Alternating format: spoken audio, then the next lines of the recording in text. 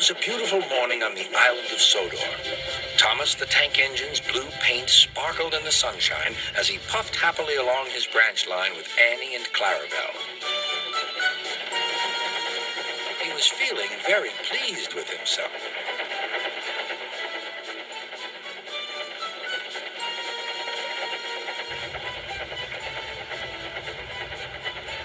"Hello, Thomas," whistled Percy. "You look splendid." "Yes, indeed," boasted Thomas. "Blue is the only proper color for an engine." "Oh, I don't know. I like my brown paint," said Toby. "I've always been green. I wouldn't want to be any other color either," added Percy.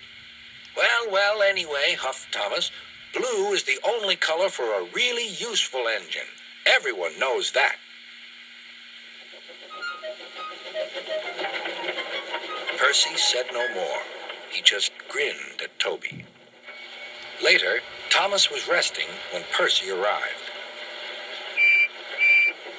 A large hopper was loading his freight cars full of coal. Thomas was still being cheeky.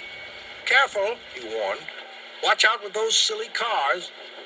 Go on, muttered the cars. "And by the way," went on Thomas, "those buffers don't look very safe to me." The last load poured down. "Help, help," cried Thomas.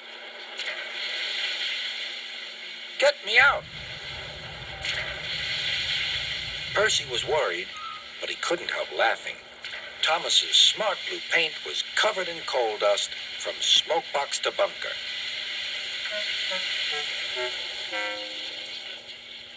"Ha ha!" chuckled Percy.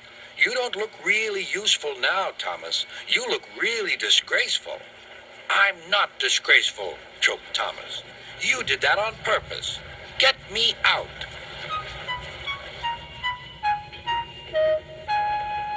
It took so long to clean Thomas that he wasn't in time for his next train. Toby had to take Annie and Clarabelle. "Poor Thomas," whispered Annie to Clarabelle. They were most upset.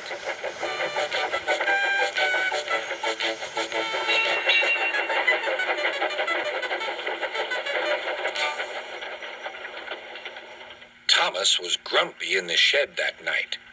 Toby thought it a great joke, but Percy was cross with Thomas for thinking he had made his paint dirty on purpose.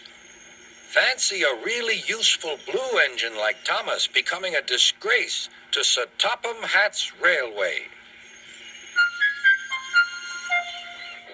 Next day, Thomas was feeling more cheerful as he watched Percy bring his cars from the junction. The cars were heavy and Percy was tired.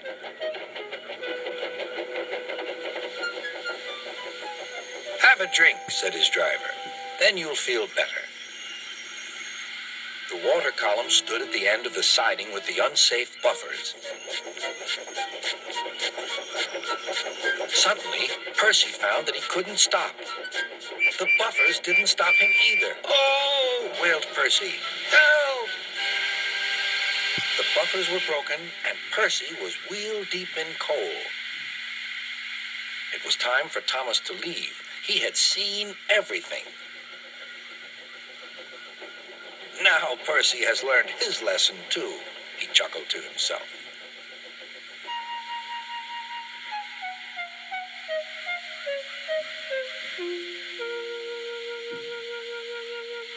That night, the two engines made up their quarrel. "I didn't cause your accident on purpose, Thomas," whispered Percy. "You do know that, don't you?" "Of course," replied Thomas, "and I'm sorry I teased you.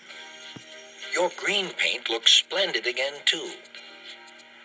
In future, we'll both be more careful of coal."